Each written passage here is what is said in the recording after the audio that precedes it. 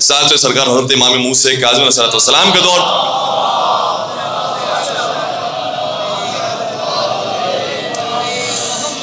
इमाम मदीना के अंदर मौजूद थे। इमाम ही की गली के अंदर या इमाम ही के कुछ पड़ोस में आगे की तरफ खलीफा सानी की औलाद से भी शख्स था। इमाम उसके घर के सामने से गुजरा करते थे, वो बहुत बुरा भला कहता था, बहुत सब शतम करता था। इमाम को जवाब नहीं देते थे, आगे से गुजर जाते थे। कभी कभार जब इमाम के असहाब साथ होते थे और उस वक्त ये सब शतम करता था तो असहाब से रहा नहीं जाता था। कहते मौला हुक्म करें अब इसकी गर्दन उड़ा करें। इमाम फरमाते नहीं, सब्र से काम लो, तामुल से काम लो, कुछ नहीं होता। किसी के कहने से हमारी इमामत में कोई फर्क नहीं आता। किसी शायर ने बड़े खूबसूरत कलाम कहा है, कहते हैं कि टपके का वही ज़र्फ से जो ज़र्फ में होगा।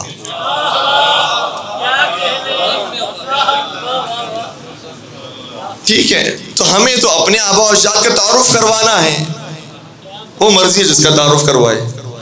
ठीक है, इमाम प्यार और मोहब्बत से हमेशा उसके सामने से गुजर जाया करते थे। अच्छा, ये तरीका वो है कि जो खुद नबी अकरम का भी तरीका था। मक्का की औरत वो कचरा फेंका करती थी। मैं कहूँगा या रसूलल्लाह, आप अपना रास्ता क्यों नहीं तब्दील कर लेते?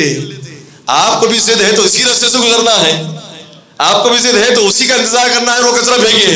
आखिर माजरा क्या है? शायद नबी अकरम जवाब देंगे, देखो अगर मैं रास्ता तब्दील कर देता तो फिर इसका रास्ता कौन तब्दील करेगा?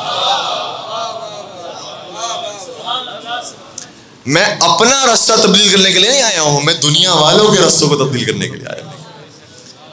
इमाम कासिम का भी यही अंदाज होता था, गुजरा करते थे उसी गली से, वही लान तान, वही सबो शुदम वो कर रहा है, और मौला हमेशा प्यार मोहब्बत के साथ मुस्कुरा कर गुजर जाते थे।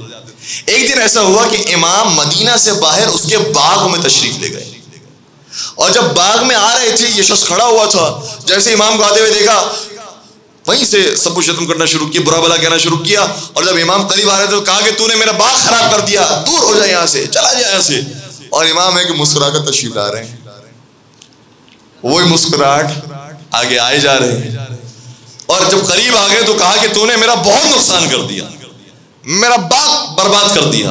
हालांकि आप इन बातों से ये ना समझेगा कि आखिर इमाम को ऐसी हरकत करते हुए नाउज़ुबिल्लाह तशरीफ ला रहे हैं। इमाम पूरी एहतियात के साथ, शरीयत को बचाने वाले हैं मेरे इमाम, इसलिए पूरी शरीयत की हुदूद की पाबंदी करते हुए एहतियात के साथ तशरीफ ला रहे होंगे।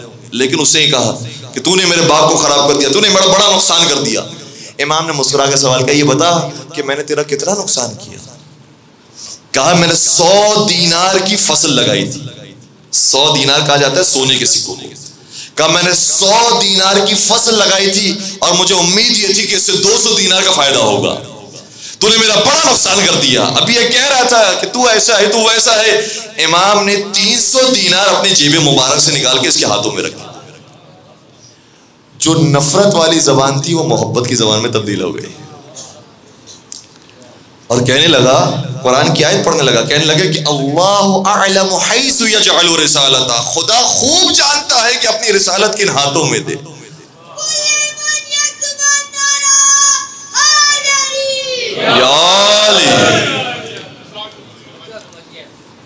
ठीक है, लेकिन कुछ लोग हैं जो अभी रिवायत का इंतजार कर रहे हैं। रिवायत आगे बयान करता हूं। फिर इमाम वहां से मुलाकात करने के बाद तशरीफ लेगा मदीना।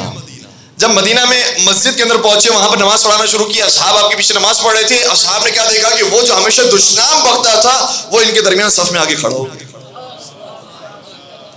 अब इन्हें बड़ी हैरत हो रही है कि भाई अगर ये पाकिस्तान की सफ में आके खड़ा होता तो बड़ा खतरनाक हो जाता कि भाई माजरा क्या है, इसको क्या हो गया, ये इमाम के पीछे क्यों आके खड़ा हो गया है।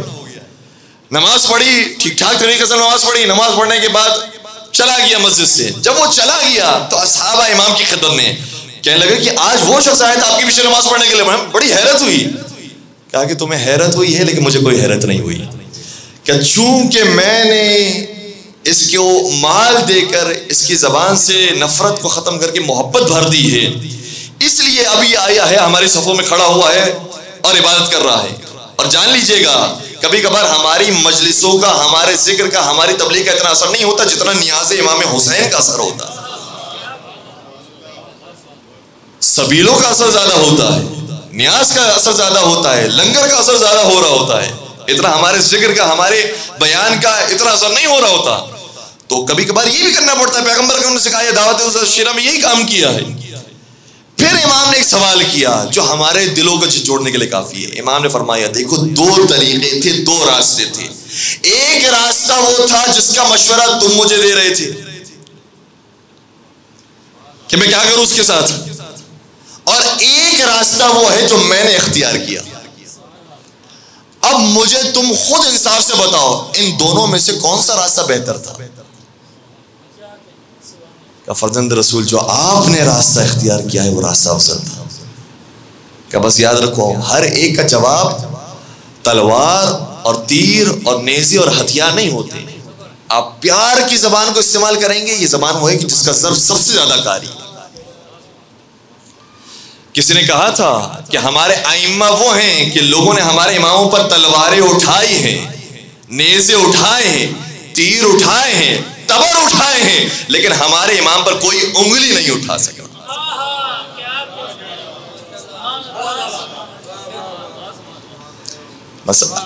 बस अगर हमारा भी वैसा ही किरदार हो जाए, सुभान अल्लाह, पाकिस्तान का नक्शा ही तब्दील हो जाएगा। अभी 14 अगस्त की तारीख गुजरी, हमने जाकर ही पैगाम दिया कि देखिए हम सब रसूलुल्लाह के मानने वाले हैं। हमें 75 साल हो गए, रसूलुल्लाह ने 40 साल के अंदर वो काम किया कि काफिर आपको सादिक और अमीन कहते हैं। कम से कम 75 साल गुजरने के बाद हम ये तो काम कर लें कि जो काफिर ममालिक है वो पाकिस्तान को सादिक और अमीन कहना शुरू करें। और चलो वो काम नहीं कर सकते तो ये काम तो कर लें, मुसलमान आपस में एक दूसरे को सादिक और अमीन कहना शुरू कर दें। ठीक है, तो बस इंशाल्लाह इसी मोहब्बत के सफर को हम जारी रखेंगे। हमारा उन्वान में इंशाल्लाह ये रहेगा कि सीरत मोहम्मद व आले मोहम्मद, सीरत रसूल अकरम और सीरत आले रसूल इंशाल्लाह हम कोशिश करेंगे आपकी खिदमत पेश करें। और ये पाकिस्तान की ज़रूरत है, इसलिए महसूस कर रहे हैं कि इस बात को अपने नौजवानों के सामने पेश करें। देखिए कभी कभार हमारे नौजवानों के सामने फ़ज़ाइल अहले बैत बयान होती है जो होने चाहिए और होते रहेंगे, मुनाज़ाती गुफ्तगू होती है। इंशाल्लाह हम भी वो सवालात जो मौजूदा ज़माने में पेश आ रहे हैं उनके जवाब हम भी देने की कोशिश करेंगे। लेकिन पहले जो तरीका था उसके अंदर मुसलसल एतक़ादात को बयान करना, अक़ायद को बयान करना, वो उस ज़माने का तकाजा था। माशाअल्लाह से हमारे उलमाए कराम ने बड़ी ज़हमतें की हैं, हमारे ज़ाकिरीन ने बड़ी ज़हमतें की हैं। खुदा उन्हें इंशाअल्लाह बड़े दर्जात नसीब फरमाए, इंशाअल्लाह मासूमीन के साथ उन्हें महशूर फरमाए। लेकिन आज का जो दौर है ना, उसमें नौजवान ये सवाल करता है कि हमने अली मुर्तज़ा के फ़ज़ाइल तो सुन लिए, हमें ये बताओ कि हम जिंदगी कैसे गुजारें, हमें ये बताओ कि हम दुनिया के अंदर कैसे रहें, हम घर के अंदर कैसे रहें।